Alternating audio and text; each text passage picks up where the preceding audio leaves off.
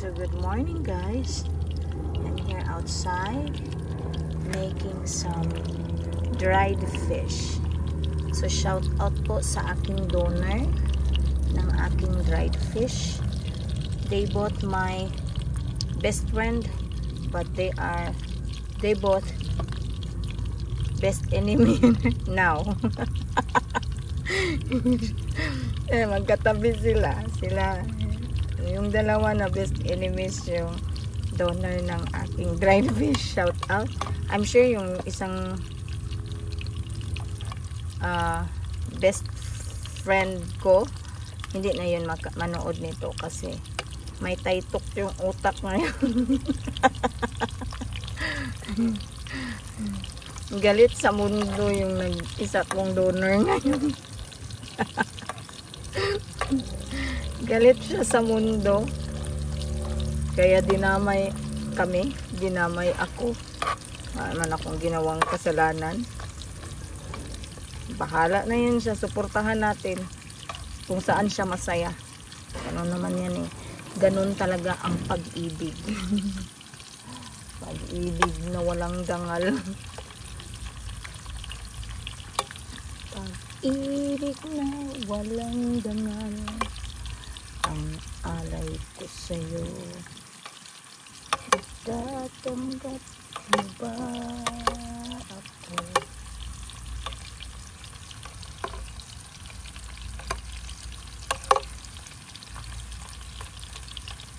Maulian, maano lang yun. Maybe next year mawala na yung taytok ng isa kong best friend. May taytok ngayon, kaya bayaan natin. Kung saan siya masaya, doon tayo.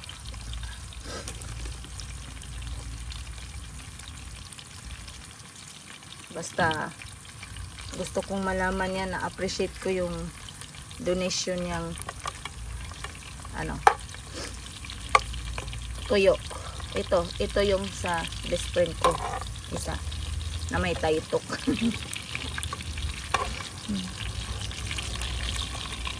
Ito yung niya, talagang nagpagod daw siya sa pagbitbit galing Pilipinas. Ayan.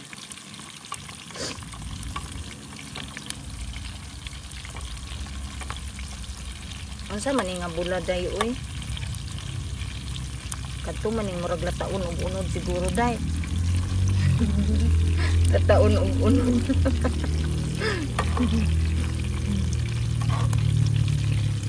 Unsa man ni katong danggit ni nga dagko? Unsa man nga bulad dayo oy? Kato ta tong kuan, katong pirit na namili pa day. Shout out na lang bitaw ko sa gitaytok ang utok.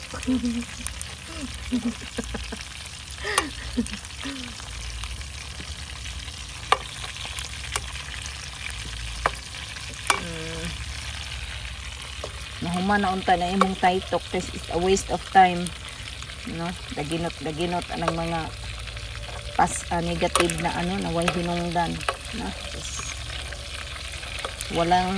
Walang hinungdins.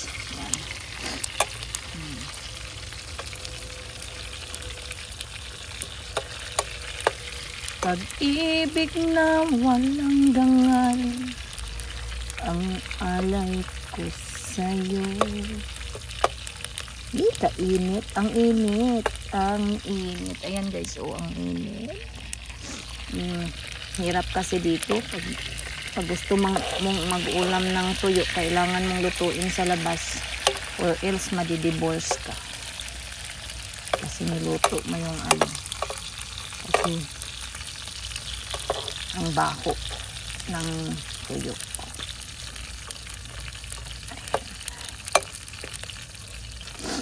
Ang dami ko pa. Ito is pa galing sa best friend kong hindi kami magkaaway. Yan, marami-rami pa. Shout out dyan. Tinitipid-tipid ko lang kasi itong ko guys. Yung tuyo kasi ayokong maubos right away. And natatamad kasi akong magluto ng tuyo guys kasi kailangan dito sa labas magluto, ang init. Or nung malamig din. Yan. Kaya, yan. Nakakatulong din yung dito ka sa labas magluluto. Kasi talagang tatama rin kang magluto. Dahil sa hindi siya accessible yung pagluluto. Kasi kailangan mo talaga dito sa labas. Or else, madidivorce talaga ako.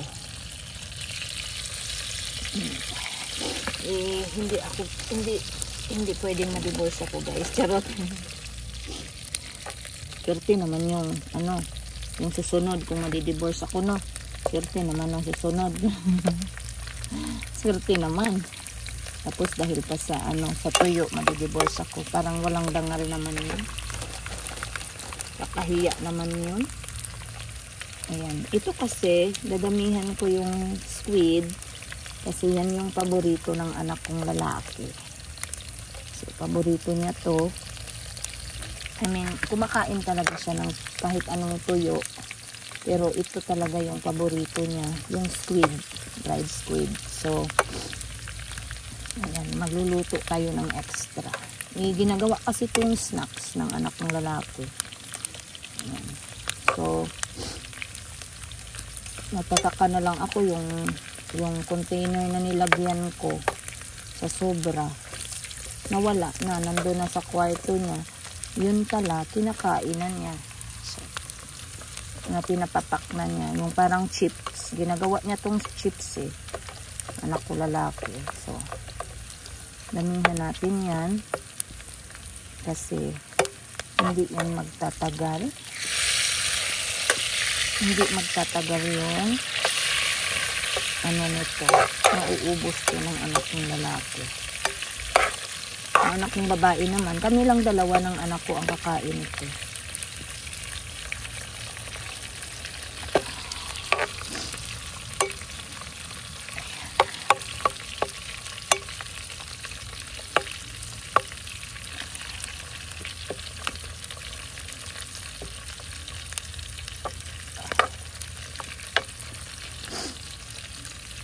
Tapos, magluluto din ako nitong galunggong. Galunggong ba tawag nito or marot? Marot kasi to sa amin. Hindi ko alam sa ibang part ng Pilipinas. Ano yung tawag nila dito? But sa amin kasi, ito yung paborito kong tuyo. Yung goodbye head kung tawagin nila or marot. Yan talaga yung tuyo na paborito ko. Kasi dati naman wala pa tong dried squid. And ang dried squid, if you know, sa mga bumibili talaga, mahal kasi to siya, parang pangmayaman yung dried squid kasi. Mahal yung dried squid. Ito naman yung galunggong, ito yung mga pangmasa na tuyo. Galunggong, and that's my favorite, especially kung mais yung rice. Corn grits yung rice. Gusto ko yan. Kahit yung regular rice, magkakamay, ang sarap. Ang sarap nito. So yung tuyo na nabili ko to, hindi to sponsor, binili ko to. Ang daming asin. Hindi ako gano'n sa danggit. Ito muna. Ay, naku. Paring Gerber, uwi ka muna. Ayun. Ninensyon. Uwi ka na naman para bilan mo na naman ako para mabigyan mo na naman ako ng tuyo. Malapit nang maubos yung dried fish na dried squid rather.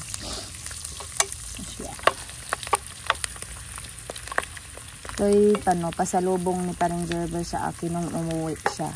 So, siya yung isa sa nag-sponsor ng tuyo. And sa mga close friend ko, alam niyo na kung sino yung best friend ni Paring Gerber. Na best nimis sila ngayon. Nadamay pa ako. Ayan.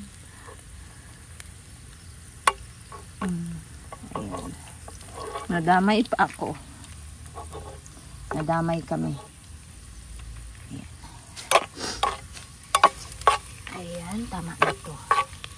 Kasi mapaparami na naman tayo ng rice pag ito kasi yung ulam. Magluluto ako ng itlog. Nag-workout siya galing. So perfect yung anak ko kakain ito after. Aray, kumalsik. Ayan. Diyos ko. Ayan.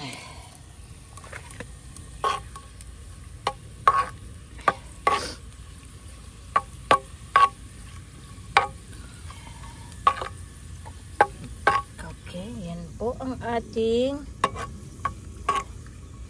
dried fish serie. Ayan. Maraming salamat sa nag-donor ng aking tuyo. Thank you. Thank you so much and I really appreciate it. Ayan. Nakakatipid po ako ng hindi na ako bumili kasi mahal-mahal pag dito bilhin yung tuyo guys. Super mahal. Kaya thankful ako sa mga nag-effort na bilhan ako at bigyan ng tuyo. Thank you guys and that's all for today. Bye.